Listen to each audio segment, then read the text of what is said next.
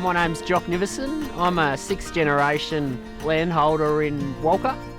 So we're currently on the property Yowgoo, sitting next to Grocers Creek. We're pretty serious about our responsibility in terms of looking after the land. We want to, so I know it's a cliche, but run a sustainable business on all levels. And a big part of that sustainability is improving the ecosystem and the natural capital of our farm for future generations. So we engaged in a project with the LLS to create a riparian zone, which was also going to be used for koala habitat. And we acknowledge that we're in a koala significant area. It'd be a pretty cool thing for our grandkids to walk through the bush on our farm and still find some koalas around.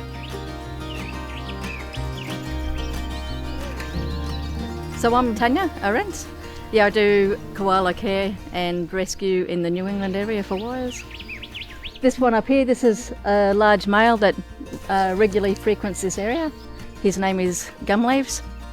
He's one of our resident males that frequently comes and goes, makes his presence known at night, obviously, particularly this time of year.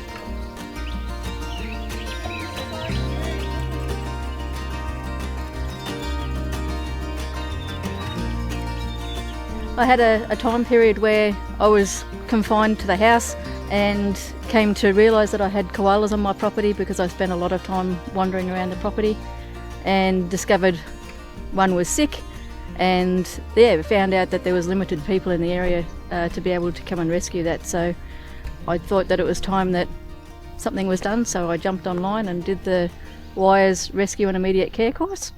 And once I completed the online course for rescue and immediate care, then I continued on and did the koala specific course.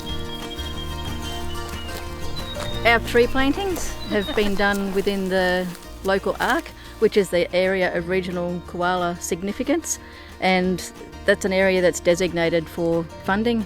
It's been identified as having a koala population, and so through being in that ARC, we had access to funding for our tree planting.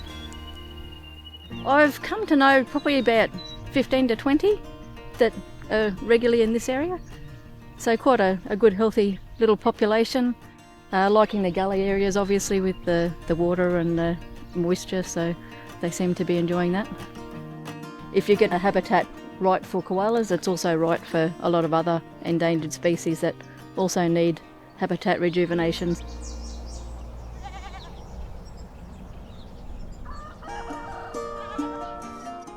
Today we're here at Evergrow Farm.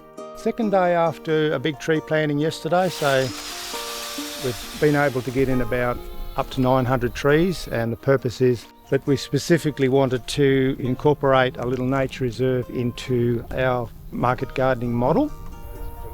Very appreciative to have the trees in. All we've got to do now is water the 900. So what we've done here is we have gained funding to fence out about 10 acres of our 50-acre farm, which is quite an undertaking. We see the koalas as a real indicator of bringing back that spirit and community to the land here. It's lovely to hear the koalas at night. We have a large male that this is his territory. I call him Mr. Matilda, and he was back here last night.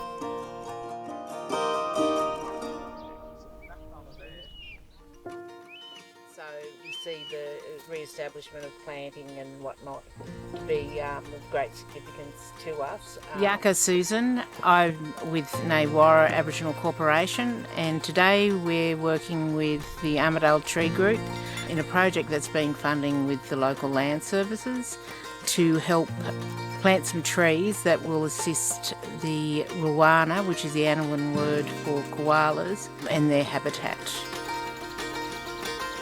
Yama Giarnea Mugaroba Combo Murray, Giarnea Wallan, Nama Yuwara, Winning Yellow Mabwami, Winning Yellow Annawan.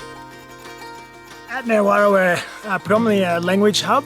However, we do run different types of cultural workshops and programs throughout the Annawan community. We're also lucky enough to have some of our own land out here on Numbingia, Kionia, where we hold safe spaces for our mob to come out and run these types of programs. but also to connect to country, to look after country, which is what we're doing out here with the Koala program today, but also to allow mob to come out here and just reconnect. So very, very lucky.